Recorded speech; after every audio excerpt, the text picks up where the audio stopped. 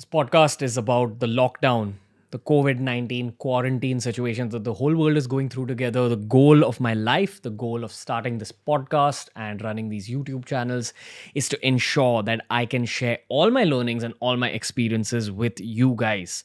That's why 8 reasons the lockdown has changed my mentality forever. There's a lot of my lockdown learnings which are encapsulated in this podcast, in this video. And I want you to listen to the whole thing because I do believe that the world is going to be a different place post the lockdown. So you might get some business ideas through this podcast. The other reason I want you to watch it is because there will be a worldwide mentality switch that will come into play post the lockdown. Because if the news is to be believed, the next 2 years are going to be lockdown ish. Even if you get out, you'll probably have to put on a mask. You'll probably have to change the way you travel. Most people may not travel. It's one of many thousand unforeseen changes that this worldwide pandemic has brought to us. That's why please learn from each other. I'll tell you why you should learn from me. Because this was the most intense phase of my career. Believe it or not, social media numbers went up. The two companies that I run, BeerBiceps and Monk Entertainment, are both in the social media space. BeerBiceps' numbers shot up big time. We grew faster on Instagram than we've ever grown in our lives. We grew faster on LinkedIn, Twitter. BeerBiceps is now growing as fast as it's ever grown. We had a dull couple of years or so where I wasn't giving BeerBiceps that much attention because I was fueling my energy into Monk Entertainment. But BeerBiceps has picked up big time. The Hindi channel is obviously on autopilot. It's always growing. My point is, this is World Cup time for me. If I was a cricketer, this would be my World Cup time. It's that crucial for me to keep creating content. And you guys see the videos, you guys see the content. You have no idea how difficult it was to actually create content during this phase. I had to train my cousin in using high-end cameras like this, high-end podcasting equipment like this. Sometimes my mom shot for me. I just tried to ensure that you guys have the best possible content coming your way. Spoke to some of my content creator friends, did remote podcasts just to ensure that our content engine was running, partly to provide value to you. But I'm going to be honest, partly to ensure that my 11 salaries at BeerBiceps get paid properly. That would depend on my hustle, how many hours I was ready to put in, how many videos I was putting out. That would keep our YouTube revenue coming in. That would ensure that I wouldn't have to dive into my savings to be able to pay the salaries I have of my editors at BeerBiceps. Before the lockdown, we actually delivered some of our editing stations to the editors' houses because we knew that this is the path we're going to go on. But anyway, coming to the learnings. Learning number one, remote work is the future of the world. Remote work is very possible.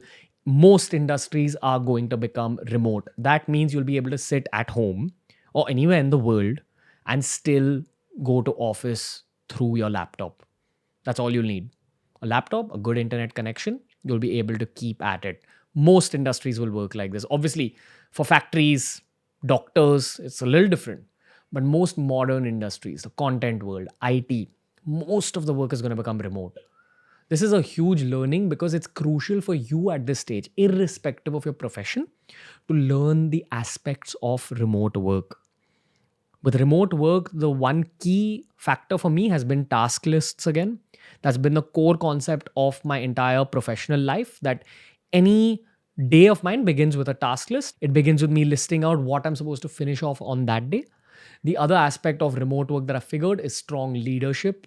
I've identified the strongest leaders in my own teams at BeerBiceps and Monk Entertainment, elevated them in terms of position, elevated them in terms of responsibility, because it's a little crazy to talk to 10 people together, 20 people together. You have to make these mini teams within your organization and elevate certain people to captaincy roles. Each person controls 4 or 5 other people, and that's how the work is done. For example, Rajas is heading the whole edit team. He's in charge of all the edits that go on. In my business team, my creative head, Charmi, she is heading the whole process of what goes on our other social media handles.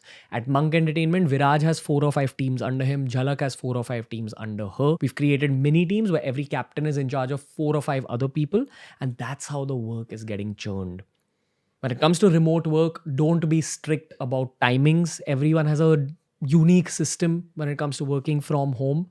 Therefore, if someone wants to work late in the night, that's okay, especially in a creative industry like ours. One of my editors, Akshat Tiwari, actually begins his work at 11 p.m., works throughout the night, sleeps at 8 a.m. That's his best system. That's when his mind works the best. That's perfectly fine as long as work gets done. And every single editor, every single business professional in BeerBiceps is listing out everything that they've done on paper so that the leadership core can actually see if everyone's working at a good pace at home. And in saying all this, everyone is working at a 80 to 90% efficiency. It's not 100%.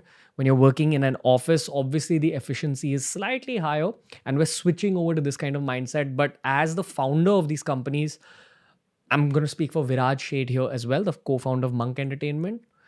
The big benefit for us is that we were toying with getting a new office space. We are thinking of expanding the company.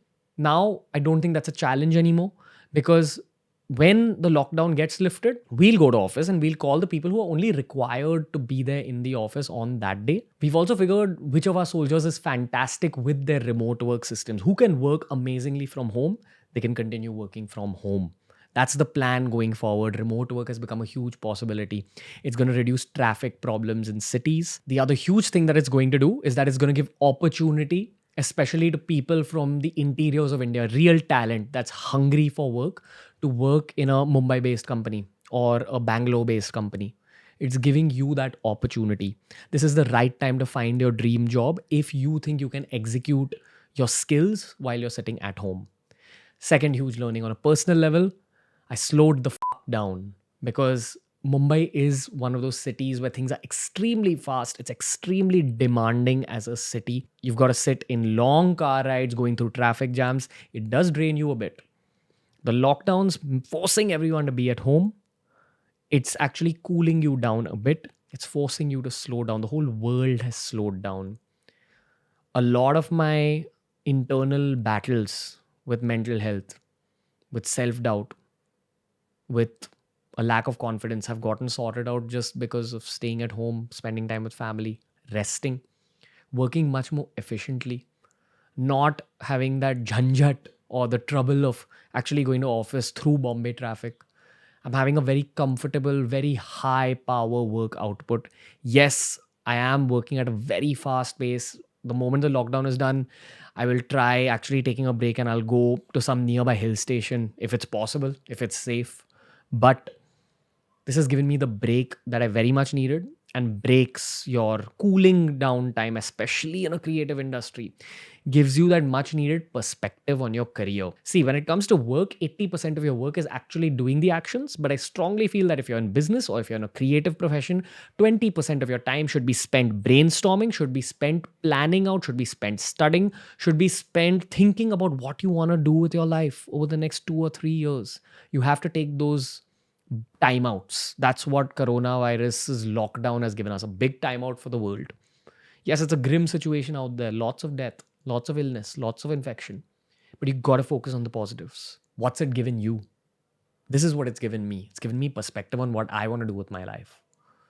We wanted to start multiple businesses. We wanted to start like 5, 6 different businesses in 2021 to 2025. But now we've kind of locked in on 1 or 2 businesses that we want to execute over the next 5 years, because we want to execute them with the power of focus. We want to focus on those games only. That's the perspective that the lockdown has given me. Number 3, I didn't actually need as much sleep as I thought I needed. I always advocated 8 hours or 9 hours of sleep, but I was talking about the kind of sleep that you get in Mumbai, in a noisy city like Mumbai, because construction also stopped everywhere. The noise in the city stopped. In my whole life, that's 27 years of living in this city, I don't remember Mumbai being this quiet. But that sense of quiet has actually made the whole vibe and atmosphere of the city very peaceful. You sleep much better. Of course, I focus on my sleep hygiene. My room is extremely dark. My room is cold. My room is comfortable. My bed is very comfortable. And I figured that 6 to 7 hours of sleep is more than enough for me, because I focus on keeping my stomach light near bedtime and I eat a lot of raw fruits and vegetables. That's point number 4. I've started eating very fresh, which is actually benefiting other aspects of my life. It's helping me with my sleep. It's helping me with my brain's efficiency. It's helping me with the way my body looks. I've gotten abs after the longest time. Wasn't really focusing on my fitness because so much of my energy was going into building businesses. Now I'm able to focus that energy inwards. I am vegetarian. I've actually not been eating eggs during this lockdown, eating very little paneer, eating very little cheese. So I'm borderline vegan. I'm not vegan, I'm vegetarian. But that vegetarian diet keeps your stomach light, definitely reduces your sleep quota, keeps you feeling fresh. And as long as you're working out, it will benefit your body.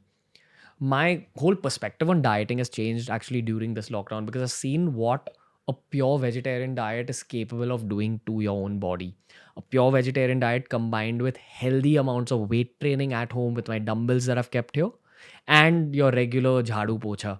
That's the cleaning you do at home, which also burns a lot of calories. So I'm doing some daily cardio in the form of the cleaning, and I'm also doing some resistance training with my dumbbells.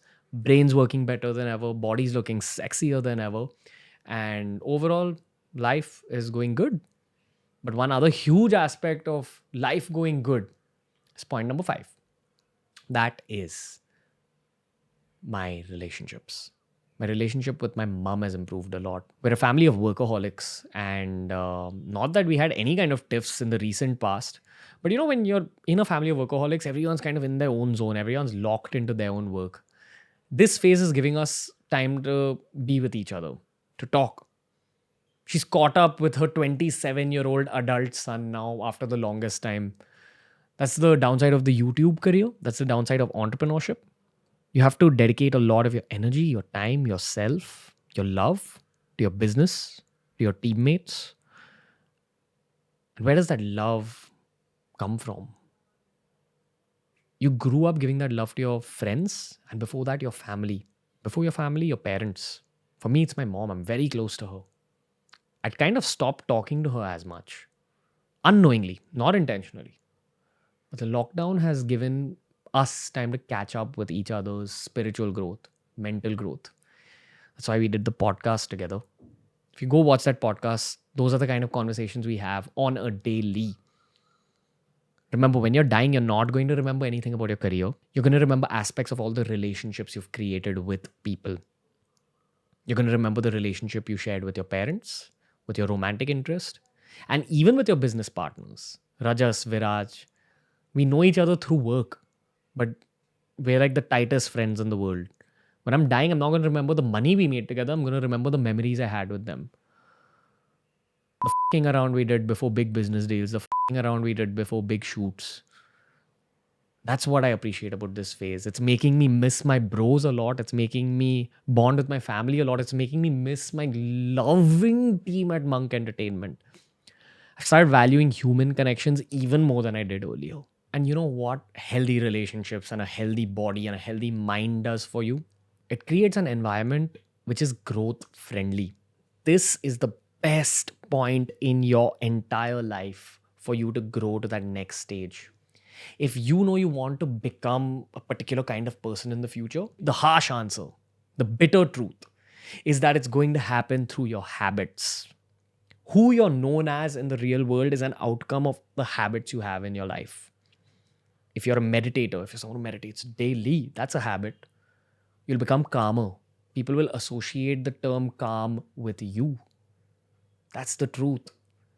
This is the best time to create a new habit like meditation, which is my next point. Even in terms of spiritual growth, this is the best possible phase for you. Point number 7, use this phase to grow spiritually. And by growing spiritually, I don't mean pujas, I don't mean religious rituals. I mean self-awareness. That is true spirituality, going deeper within yourself. Understanding your brain better, understanding the way your internal world works better. You think aggressively in a certain way. You doubt yourself because of something. You hate someone because of something. You're jealous of someone because of something. It's all happening for a reason. And you don't know those reasons yet. You will know those reasons during deep meditations. Go within. Use this phase to grow spiritually. Use this phase to meditate daily.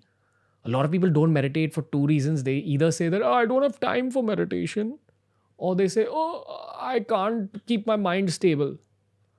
Rule number 1, the people who say that they don't have time for meditation are the ones who need it the most.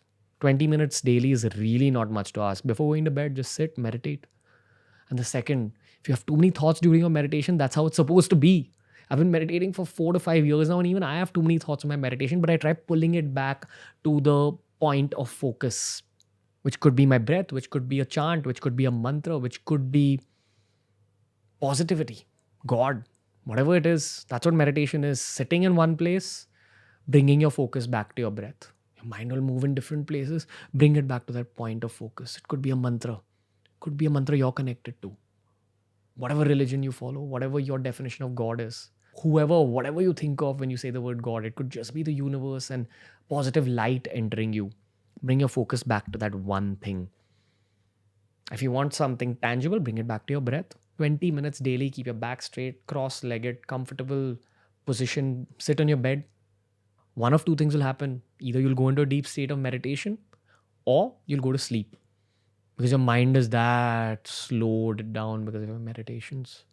It'll improve the quality of your sleep. This is the best time to begin a meditation habit. And the final point: why should you work on your mental health, your physical health, your meditation, your spiritual health? What's the why? Yes, it's for your well being, it's for your happiness. But what do you do with that happiness? You improve the lives of others around you. How? By being a better person, for sure. Do that. But also by providing for them. Spiritual growth is important, career growth is as important. Okay? When your career grows, when you're in a comfortable place from a material wealth standpoint, that's when you can jump onto that spiritual growth bandwagon even better. So focus on yourself, focus on your material wealth. Because you've got that pause button, create new habits, but also ask yourself, what am I going to do after the coronavirus phase is complete? Are you going to have a career switch? Are you fired from your job? This is actually a very bright moment in your life. If you're someone who's feeling negative about that situation, trust me, this could be a turning point in your life, because the whole world has hit that turning point moment. Industries have changed forever. So many businesses have shut down. Therefore, there's such a huge vacuum. There's so much money that's just waiting to be made in 2021 and 2022 and 2023. The greatest businesses are always built on waves or on big changes. And this is a huge wave. It's a huge, big change for the world.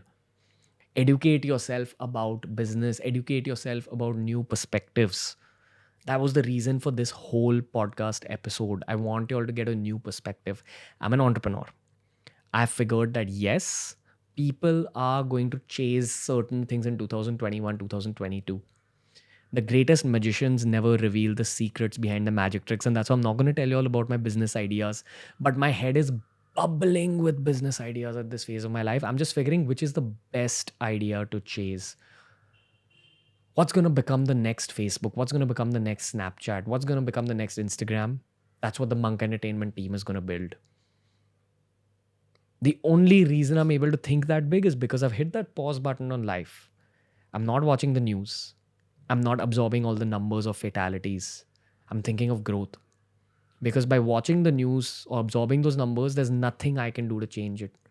I'm following lockdown restrictions and I'm focusing everything inwards. This is your best shot at changing your life forever.